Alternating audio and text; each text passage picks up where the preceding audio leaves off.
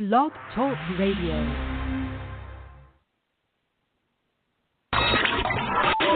You are tuned in to On Air with Chris Shanafelt. Hi there. Trubisky hangs in the pocket, throws, and it's going to be caught by Allen Robinson. Here comes Stafford. And he picks off, and it's going to distance. Eddie Jackson, for the fifth time in his young career, has a touchdown. Trubisky throws, and that's caught by Bradley Sewell, lineman, eligible for the touchdown. It's going to be picked off by Mack. Mack with the interception. And Mack will take it all the way in for a touchdown. How crazy was that?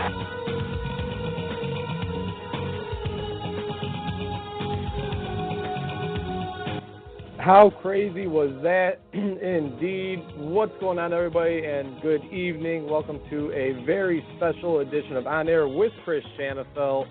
I am your host, Chris Shanafelt, and it is an honor to welcome onto the show somebody I've grown up listening and watching, one of the hardest workers you'll find in this media industry. He's the host of Kap and Co from 9 a.m. to noon on ESPN Chicago, WMVP AM Chicago. Also the host of Sports Talk Live on NBC Sports Chicago. He's fresh off calling the Drake and Bradley game. It is really just my pleasure to welcome onto the show David Kaplan at the Kapman on Twitter. Cap, I really do appreciate you carving out some time out of your busy schedule to chat. How's everything going tonight? Hey, it's my honor. I'm honored to be on your show. So my pleasure, and thanks for having me. Well, the pleasure is all mine, Cap. Very, very exciting season just wrapped up a couple of weeks ago with the Chicago Bears. When I reached out to you, I told you I've been waiting for this moment. I've been waiting to bring you onto the show for years now because I told myself I wouldn't until the Bears were relevant again. 4 years of being dead last in the NFC North. The Chicago Bears this past season finished 12-4 on top of the NFC North. Division champs, and the Bears clinched a playoff spot. They hadn't done that in 8 years. A lot of credit to both first-year head coach Matt Nagy and general manager Ryan Pace for the turnaround that we've seen right before our eyes. Cap, I know that you were very high on the Bears. You predicted very early on a 9-7 final record. Many people thought you were insane then when you made that prediction. Again, they finished 12-4 on top of the NFC North. What led you to have so much confidence in the Bears back then? You know, it's funny. I've had many people in my industry go, yeah, you just got lucky. You took a shot. No, that's not actually an accurate portrayal. What I did is the day that they hired Matt Nagy and I had a chance to talk to Ryan Pace, he said, hey, I'm just letting you know, George McCaskey is all in free agency. We have a lot of cap space, and he's given us the checkbook and said, go do what you need to do to fix this thing. And when I looked at the coach-quarterback relationship between Matt Nagy and Mitchell Trubisky, the fact that he had evaluated and worked with Mitchell in the draft process before he was grabbed by the Bears at number 2, and then knowing that they're going to spend big and going to pick 8th in the first round, a high second-round pick, they're going to add talent, and they got a returning top 10 defense. They got the last place schedule. It all lined up for them as long as they had good health for them to be able to make a turnaround. Now, did I expect 12-4? No, I did not. I thought they can win 9 games at least. Maybe good health, they can get to 10. I certainly did not think they were going to be the number 1 defense and a 12-4 team.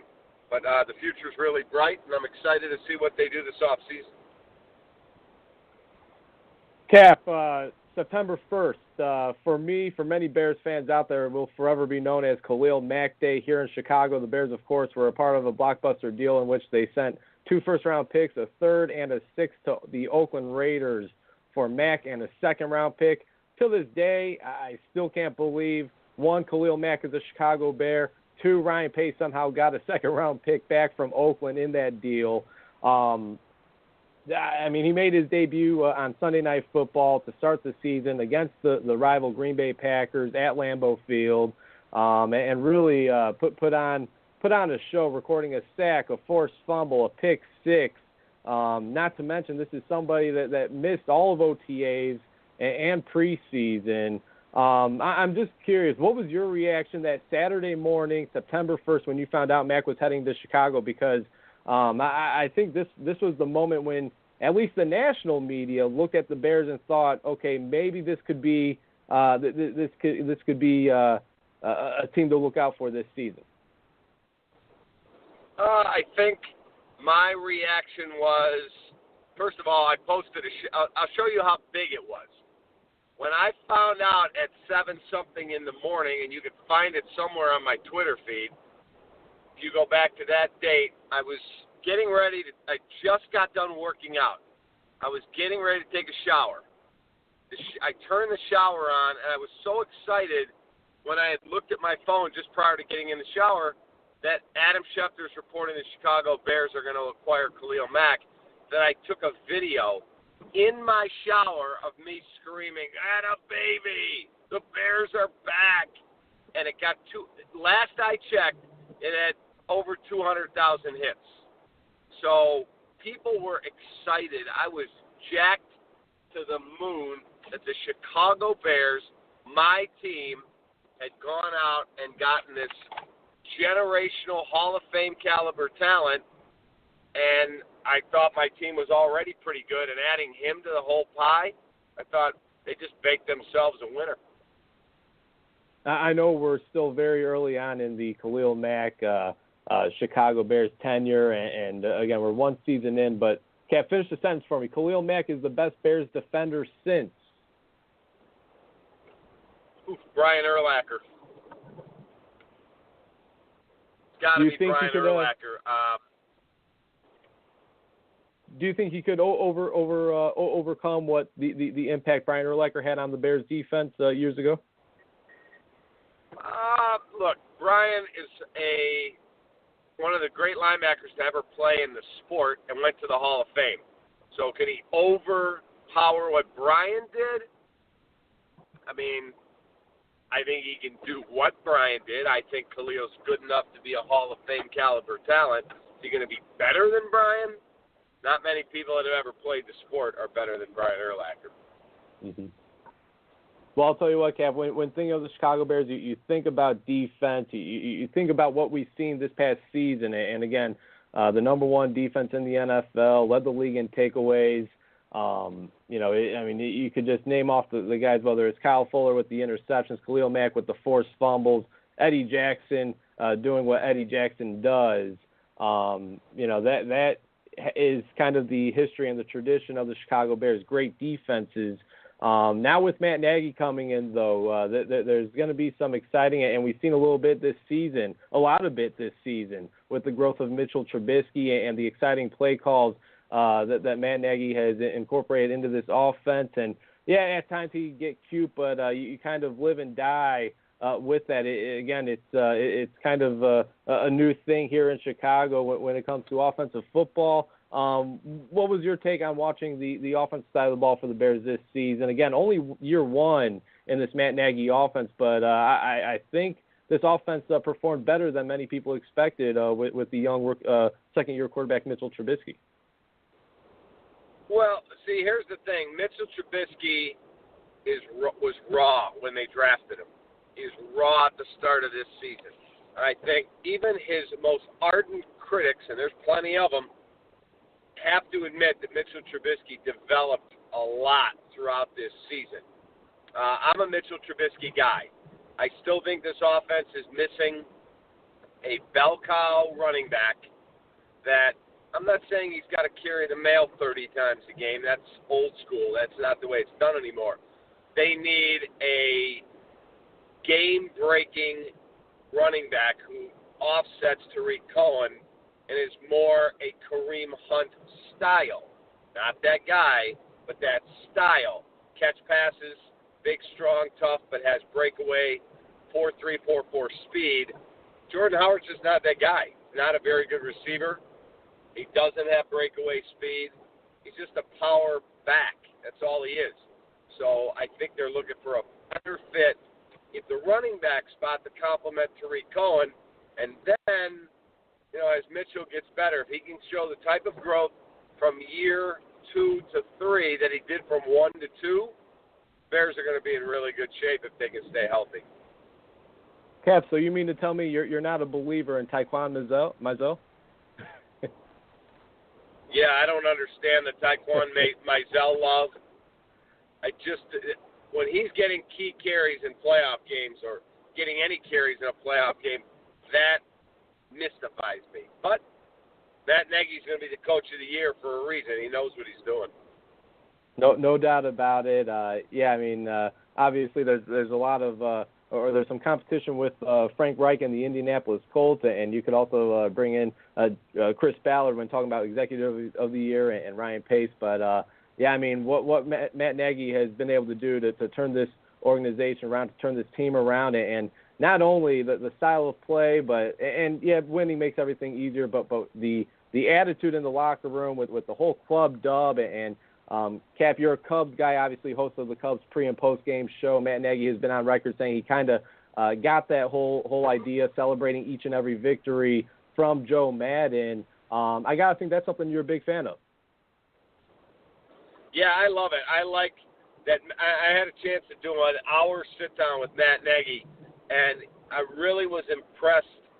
This guy lets people be themselves. He doesn't try and impose his will on everybody. They're going to play his way, but he's going to allow their individual personalities to show themselves.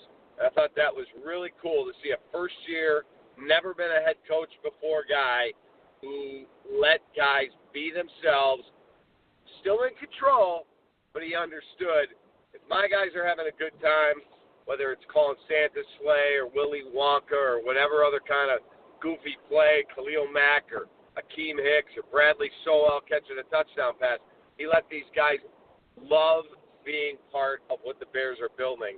So I thought it was really cool. And talking about these trick plays, Trey Burton, of course, was a part of the Philly special in the Super Bowl last year. This year they incorporated a play in which they had initially had him being the guy throwing the football, and then I believe it was on your show, Cap. He said that he got some anxiety and he just couldn't do it, and then it turns out I believe it was Tariq Cohen ended up throwing the pass. Then comes this the first round of the playoffs against the Philadelphia Eagles, his former team, and there's a lot of people out there that think that it was an anxiety thing that overcame him, and he just couldn't suit up for the game for that reason. He says it was his groin locked up. Were you able to speak to Trey Burton after the fact, and if so, what was he able to tell you about why he missed the game against the Eagles? Yeah, I was able to speak with him. I'm a big Trey Burton guy. I think he's a first-class guy. He's the Bears nominee for the Walter Payton Man of the Year Award. And he said it was absolutely a physical injury. He said, I know my anxiety, and it was not anxiety. And then Ryan Pace said that they did an MRI, and it showed inflammation in his groin area that caused it to lock up. So I take the Bears at their word. I take Trey at his word, and hopefully he comes back ready to roll. Absolutely. Again, we're chatting with David Kaplan, host of ESPN Chicago's Kap and Company from 9 to noon here in Chicago, AM 1000. Also host of Sports Talk Live, NBC Sports Chicago. Again, fresh off of calling a basketball game. Really do appreciate your time, Cap. Won't keep you on here for too much longer, but when just looking at this past season for the Chicago Bears, like I said, it's been so long since they've had any type of success. I believe they only won 15 or 16 games throughout the John Fox era, and here Matt Nagy comes in year one and wins 12 right off the bat. Obviously, a lot has to do with what they were able to do and address in free agency and in the NFL draft, and being able to hit on those picks. But as somebody who is a radio host in this city Monday through Friday and a TV host at that as well, how much more fun does it make your job when you're talking about a successful team as opposed to a team that's kind of down in the dumps like the Bears were the past 5-6 years?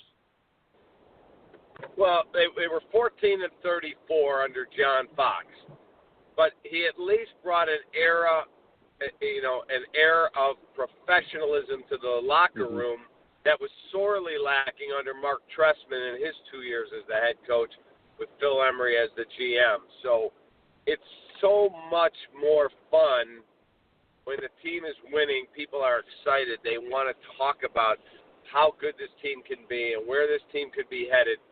You know, when Mark Trestman was here, we called it, I nicknamed it Radio Gold because it was so ridiculous that we had plenty to talk about. But it's not fun to talk about a team that's 5-11 and is getting blown out, giving up 50 points in back-to-back games to Green Bay and New England.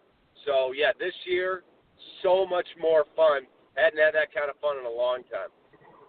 I'll tell you what, although those were some very hard years, some depressing years as a Bears fan, one of my favorite radio segments came out of the Mark Trestman era, and that was That's Whack Bro from, of course, your old show with David Hall a few years back.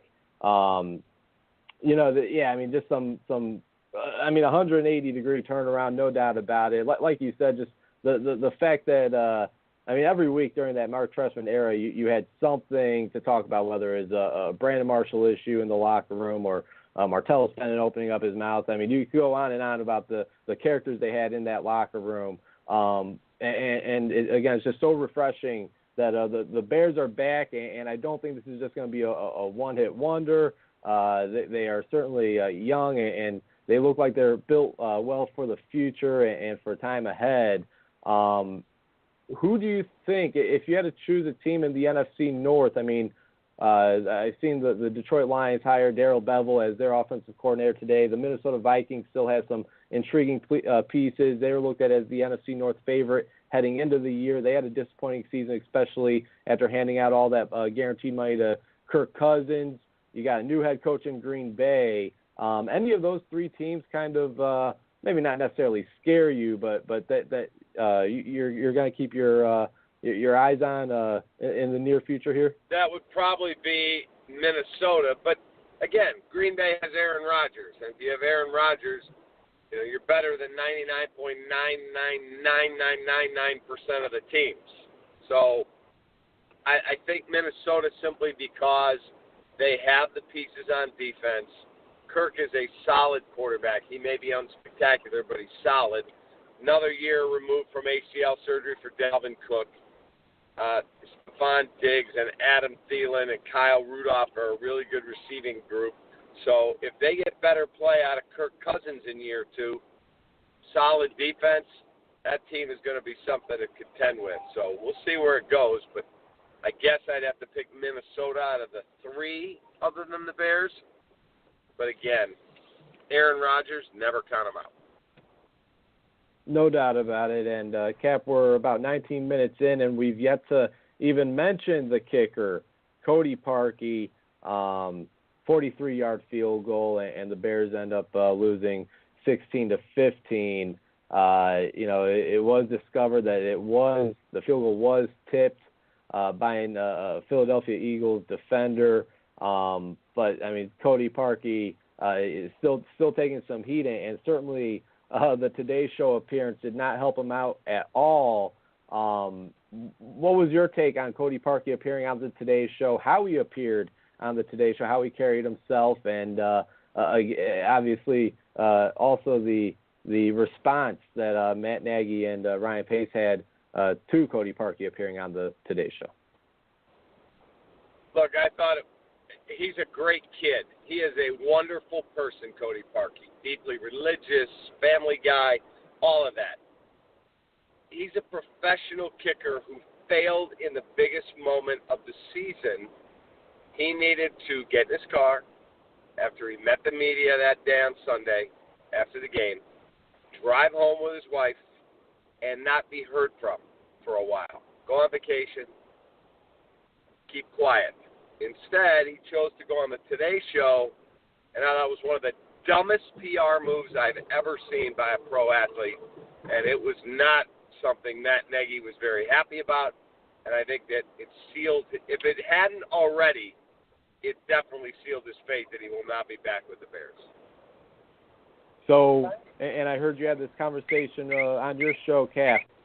Do the Bears go back to Robbie Gould? Obviously everybody's in love with Robbie Gould. He had a great career here in Chicago. Everybody's hoping he comes back. We'll see what kind of money he's asking for. He's probably the top free agent kicker on the market. You already have a lot of money tied up into Cody Parkey. Again, his fate is likely sealed. In the very least, Ryan Pace made it clear that they will be bringing in some competition, unlike they did throughout the regular season. What's your take on the possibility of bringing Robbie Gould back? I think that's definitely in play. I really do. Robbie lives in Chicago. Robbie said he'd like to, retire as a Bear. So we'll see how it all shakes out. But I do not believe it will be competition. I believe they will sign a new kicker and they will release Cody Parkey at the applicable time to give them the best value on the salary cap. But I'm just telling you, you can't bring him back and you cannot roll the dice on some $500,000 rookie kicker that's never done it. You can't. You got a team that's got a legitimate window now to win a Super Bowl, and if you don't make the right move with the kicker and it comes down to somebody's leg again and he misses, I don't know how you talk to your bosses and tell them, yeah, I know I screwed up again on the kicker. He has not had good luck, Ryan Pace, picking kickers. I think if you pick Robbie Gould and you sign him, you're paying a lot of money for 1 year because you got Parkey on the books. After that, you're okay. And if Robbie Gould is the guy and he misses a kick that costs you in a situation in the playoffs, well, you brought a guy in that was 85 of 88. It's on him. It's not on you. You roll the dice on signing you or me or anybody else who's fancies themselves that they can kick in the National Football League because you don't want to spend more money, and he misses, well, that's not on them. That's on you. So I would bet Robbie Gould's here. I surely hope Ryan Pace was not scouting kickers at the Goose Island event last weekend, last Saturday. That's for sure. A couple more questions for you, Kap, then we'll let you go.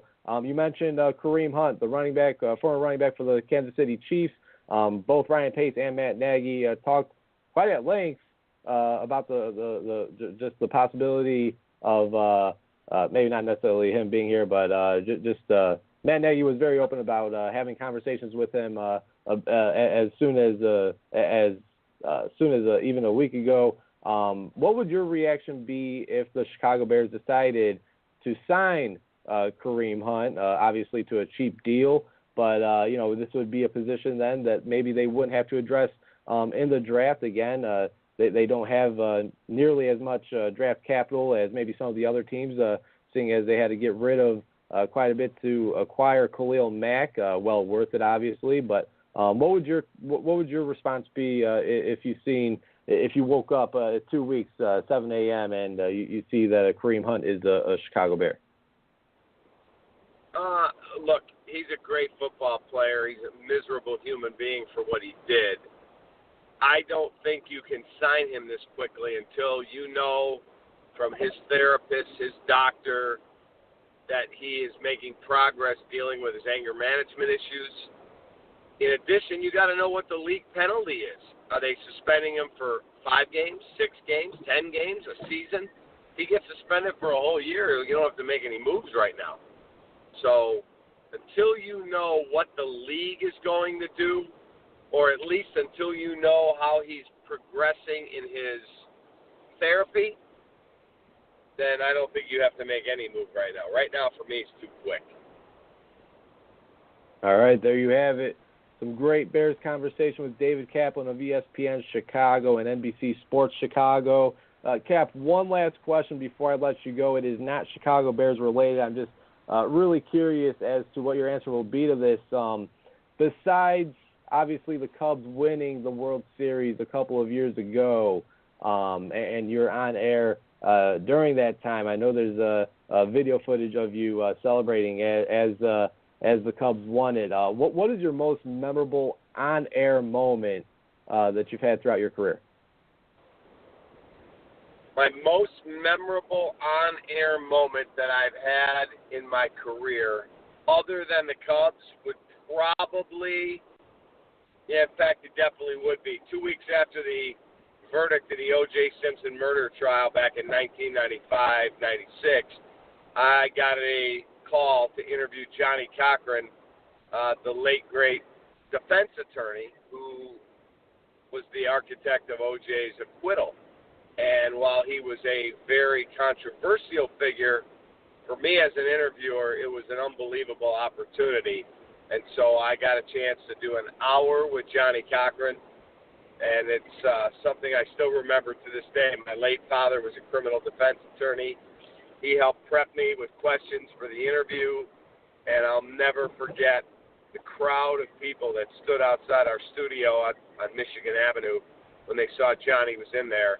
And we talked about everything in that case because I was a nut about that trial. So, yeah, that would probably be there. And then the other one that would be ranked right up there with it, there was a show at the Museum of Broadcast Communications where they had the Broadcasting Hall of Fame, and it was called the Tribute to Sportscasting. And I was the only host by myself. And my first hour I had Jack Brickhouse, Jack Buck, and Harry Carey. And hour two was Ron Santo, Don Dunphy, the greatest boxing announcer of all time, and Kurt Smith, author of the book Voices of the Game. To be able to interview on one panel Jack Buck, Jack Brickhouse, Harry Carey, that's something I'll never forget. That's awesome. Kap, really do appreciate you taking some time this evening. Again, one of the hardest workers in the industry, longtime listener I am of you. And, again, this conversation has really just been a treat, a pleasure, an honor, and can't thank you enough. Any final words before we let you go? No, it's just been an honor being on your show, and you know how to reach me if you ever need me. Thanks, Kap. Safe travels back home, and we'll be listening tomorrow morning, 9 a.m., Kap and Company. You got it. Thanks, man. Have a good night. There he goes, David Kaplan of ESPN Chicago, NBC Sports Chicago. Give him a follow on Twitter at the Catman, and tune into his show tomorrow morning and every weekday morning, Kap and Company on ESPN 1000, ESPN Chicago. Some solid Bears conversation there. If you missed this interview and want to catch it in its entirety, go ahead and check out my website, christianshanafelt.com. And go ahead and follow me on Twitter at Chris Shanafelt. Some solid Bears conversation with David Kaplan of ESPN 1000 and NBC Sports Chicago. Until next time.